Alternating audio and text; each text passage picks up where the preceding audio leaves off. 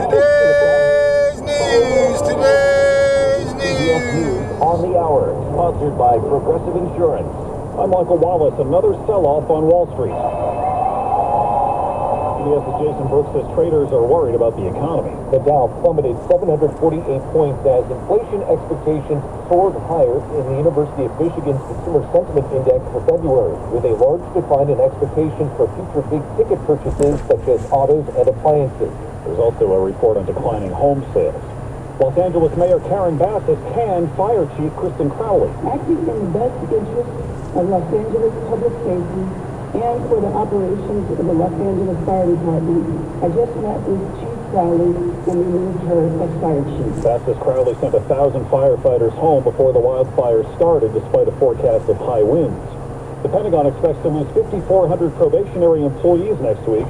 The Trump administration has fired 243 TSA workers and thousands of IRS employees. Liz Alvarado says the call was direct. They were just like, hey, come in tomorrow and turn all your stuff in. You're no longer with us.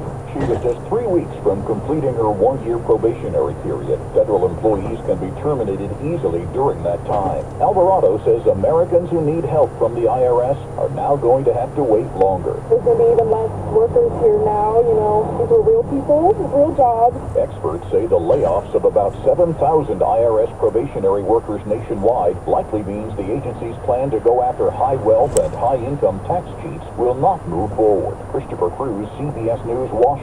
Luigi Mangione, the alleged killer of United Healthcare CEO, had a court hearing in New York today.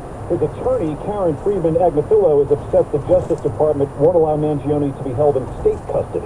The federal government is still considering whether to execute Luigi and considering whether to take the death penalty. So we are fighting that simultaneously. We're going first here in state court. The courtroom was packed with dozens of Mangione's fans, mostly young women. CBS's Vicki Barker has the latest on Pope Francis. The Pope's doctors have just delivered their first in-person update on his condition. They say he's getting occasional supplements of oxygen and is responding to drug therapy for his double pneumonia. He's also being treated for a complex lung condition. Hosting the nation's governors at the White House, President Trump and Maine Governor Janet Mills clashed over the executive order banning transgender athletes from female sports. Are you not going to comply with it? I'm complying with state and federal law. We are the federal law.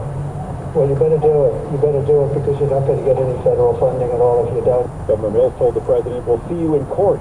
Trump replied he looks forward to an easy win. This is CBS News.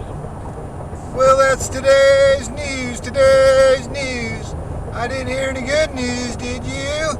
I didn't think so. I guess it's all about perspective. The glass is half full.